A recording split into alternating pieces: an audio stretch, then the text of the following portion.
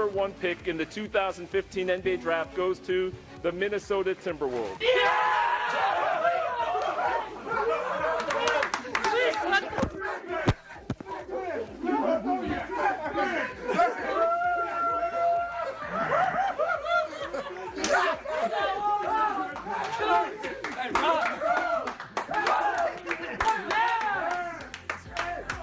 Flip Saunders, did we see you doing a cartwheel in that room at one point? Was that you doing a cartwheel in the back in a keg stand? Well, I was excited. You know what? And I'll tell you what, I love talking to you guys. Judd, Mack, I love talking to you guys.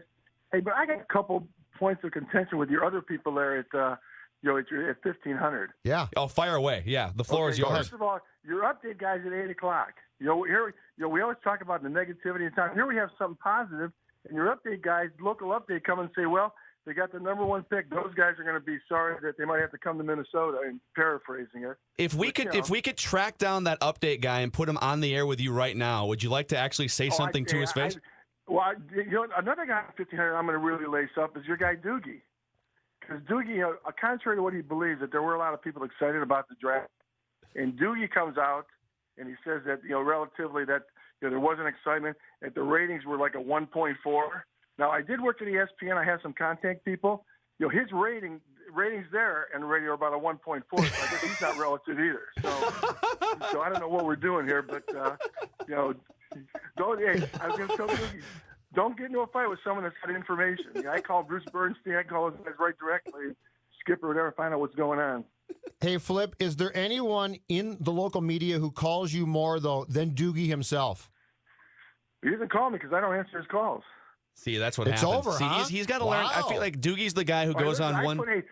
3-4 days ago, I put him on suspension. I suspended him, put him on probation, and after today, it's turning to indefinite probation.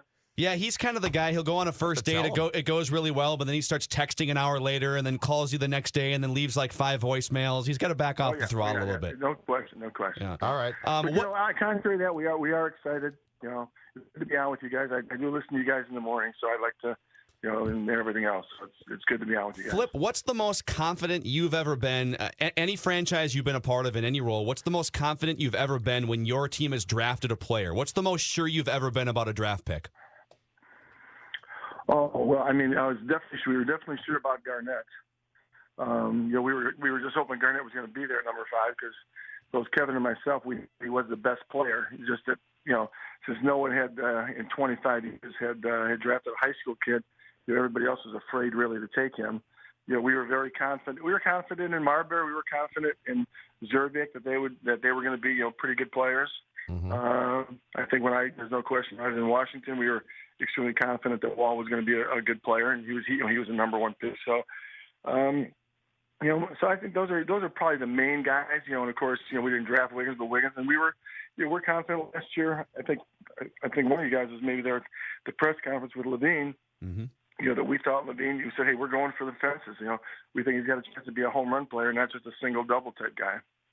How much pressure now, Flip, does this put on you, good or bad, to have this pick and now be able to make the decision on who you're going to take? Well, so I was saying that there's some people around the league, and some organizations, well, we'd like to have the 2nd pick. That way, we don't screw up the number 1 pick. But I said, give me the number 1 pick. Give me an opportunity to have enough confidence in our ability to evaluate the guys. Not only on their skill level, but also on their basketball IQ, how they're going to fit in with the players that we have, with Wiggins, with Levine, with hopefully Garnett coming back, and Rubio, and and some of our veteran guys in Martin. So, there might be pressure, but you'd rather have that than be, be down in ways, and you're going to have the same pressure anyway. No matter where you pick, you got to pick the right guy. That's the number 1 thing. When you have the number 1 pick, you just have more flexibility to hopefully pick that right guy, more options. Hey, Flip, when that top pick came up last night, how certain are you at this point of who that player is going to be? A lot of people, there's been a lot of things come out. There's been a lot of things come out from a perspective of, that we're settled on someone. I can tell you right now that we are really open. I've all the guys I said going into the draft. Yesterday is interesting because I was pretty much at ease, and I told Glenn when they were going out there, I said, Glenn, you got no pressure because if we get number 4, I'm going to be happy with number 4. I'll be happy with 3, 2, or 1. So we kind of went in with the idea that really no expectations, not thinking that everything rode on winning the lottery or getting that number 1 pick. So from that perspective, like I said, we were pretty much at ease. Now as things start going, an hour before the lottery, my heart rate was 59. When we got into the lottery, it went up to about 69. 3 picks later, it was at 85. When it got to the final 6 players, I think I was at 95. It was 115 at the final 3, and by the last one, because I had it on my watch, I was at 124. So I don't know if that's healthy.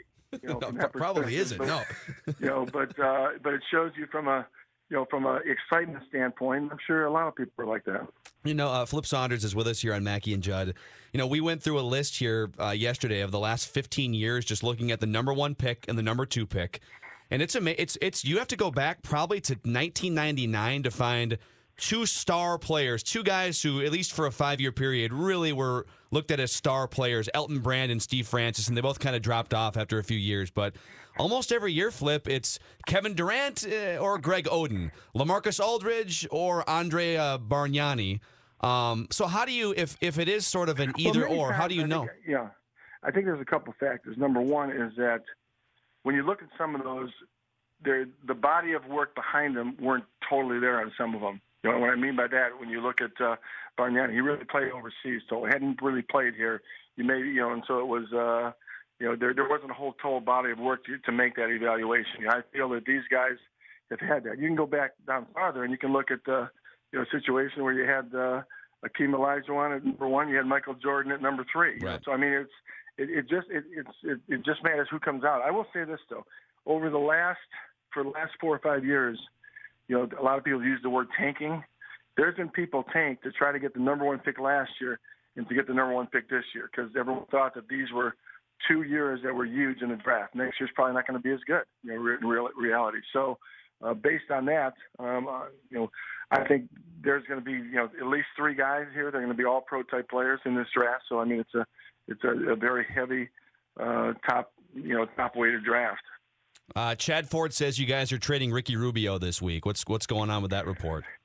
Well, Chad Ford, first of all, they took him off the set at ESPN. So I think his, based on the fact that he's changed some of his ratings over the years, he comes out with ratings, and then all of a sudden the ratings are not what he said they were, and so he came back a year later and tried to change them. So so his credibility is not quite there. So that's. He had something there that there are people that talk to us about a trade that has never ever happened. And Ricky talked to me the other day about wanting to come in to watch some of the workouts and everything else with these guys. So that's totally untrue. Hey Flip, is there an offer that you could get that would cause you to consider trading this pick? I'm never going to say never, but I'd say it'd be very difficult. And the reason I say that is because. Wiggins at 19. You have Levine, basically at 19 or 20. You got Gorgie Dang at 23. You got Muhammad at 22. Our core of our young players are in that range. You're going to bring in another guy, and probably another pick at 31 that's going to be pretty good on your team.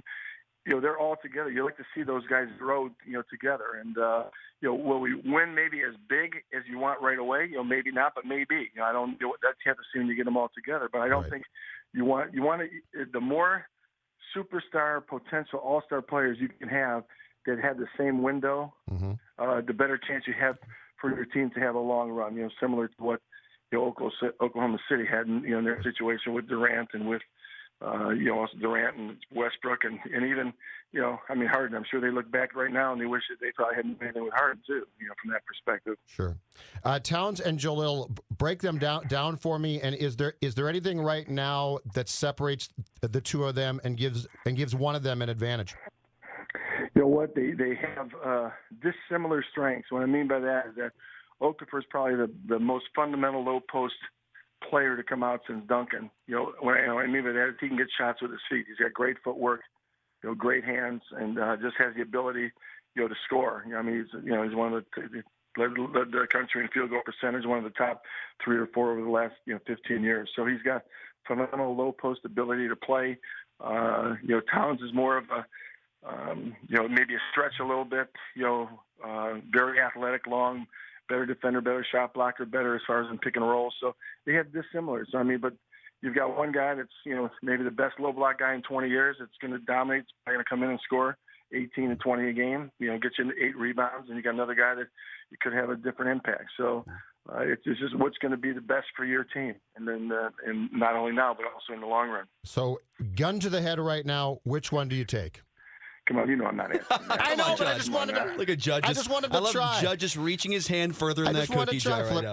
Hey, now if your update guy hadn't said anything, I might have answered it. I know. I Kenny Olsen. See, so hold on a second. So Dave Harrigan, you do your half of the morning update team, and you're denying that you made this sarcastic comment. Well, you're putting this on Kenny Olsen. I like to say I'm 2/3 of the update team, Flip, and I was very positive. It was Kenny Olsen, the traffic guy, who's normally very surly and was extra surly today.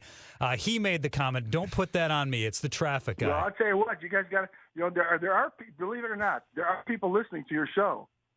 Well, that's a good thing, but I can't control what he says. They just don't run away when the update comes on. So they're going to listen to you a little bit. So, and so when they're listening to you, you got to watch. I like I said, having done some TV and done radio with ESPN when I was out there, I'm pretty much aware of what all goes into all that. So you got to watch.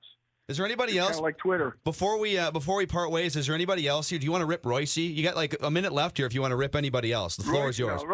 Royce is my guy. I know he likes to get on me and everything else, but he's my guy. Hey, we used to play cards back when I was in the Gophers. I think he's just mad because he used to kick his butt in cards. Yeah, I bet he dumped money, didn't he? Yeah, he was an ATM machine. That's probably true. Hey, Flip. Yeah. Hey, Flip. From a cultural standpoint, what did it mean to win the deal last night after a team? I believe this was your 19th one overall, and you had never moved up before. But what's worse is, I think this is your third time that you had the worst record and you didn't win it. What did it mean from a cultural standpoint for this franchise to win last night? Well, I think there's been so much about that we've been, stake bitten. There's a curse and everything else. And I think what it does is that it shows, hey, there's not. And we got a lot of things going. I mean, we had a tough year at 16. But as I told a quick story. I know you guys got to hit out here, but I told a quick story that when the season ended, I had to go out of town to Phoenix. And the next day, and as I was going, I had 10 people come up and congratulate me. We won 16 games. I was in Detroit. We got to the conference finals, lost Game 7, won 66 games. For the next month, no one would speak to me. So I think everything's all based on perception. But we got a good young group. We just moved into a new $29 million state-of-the-art practice facility. We're going to be redoing our arena here, over the next 2-3 years. So we do have some things going in the right direction. I think this is just one more thing that adds to that. And so you look at where we were a year ago at this time, and we're wondering what are we going to do with Kevin Love. And so we've been able to take a bad situation and make it a positive and move on from there. Ideal world, Flip Saunders coaches for how much longer? I said this. I'm going to coach until I have someone I feel is going to be a long-term solution for us. And what I mean by that is somebody that is that we share a lot of the same values and what we're trying to do. And I mean, people might not understand this, but this past year with 4 games left, we were a game behind. 3 games that we were a game behind New York, and we lost the last 3 games. New York won 2 games. They went down and beat Orlando at Orlando, and they beat Atlanta, and they beat Atlanta. And so what happened is we went from a situation of being in second to all of a sudden having the worst record of getting the number 1 seed. If they would have lost those 2 games today, you'd be talking about we had the 4th pick instead of the 1st. Yeah. Little D'Angelo Russell. He might look good, too, though, if he falls to 4. He's a pretty good player. You know what? Listen, D'Angelo Russell, the Porzingis kid, he might be the most talented kid in the draft. The kid from Latvia that's playing over in Spain. Moutier and Karl-Stein might be he's by far probably the best defensive player in the draft. Can play all 5 positions. So, and there's a lot there. Like I said, there's a lot of good players in this draft. How about you shock us and take Frank to the Elijah Jordan draft? How about Frank the Tank? Frank the Tank, number 1. Why don't you shock us all?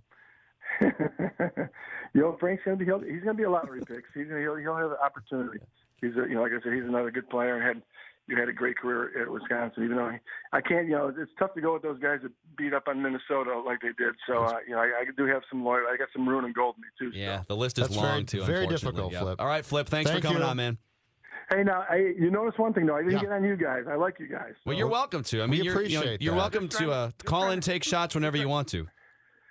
Okay, just trying to put those update guys on notice. So are we, love though. you, Flip. Okay. We'll make sure So they're are held we, accountable. Flip. We'll make sure that they are held accountable. Thanks, Flip. All right, bye, Flip. Talk to you. Hey, always good talking to you guys. Have a good one. All right, Yeah, Flip you too. Saunders, president of basketball operations. Just that's. I feel like Dave's kind of. I feel like Dave's an accomplice of this. I feel like You're you so guys negative. didn't really have my back on Is that. Dave part of the morning update team? I guess that's my question. Do you consider yourself a teammate of Kenny Olson? Because if you do, you just sold him way down the river. Well, I'm just telling you the facts of what happened. We can replay it later if you'd like to. We can get what actually happened this morning and dissect it if you want. I would sleep with one eye open tonight if Kenny was listening to that segment. Sports, and more sports.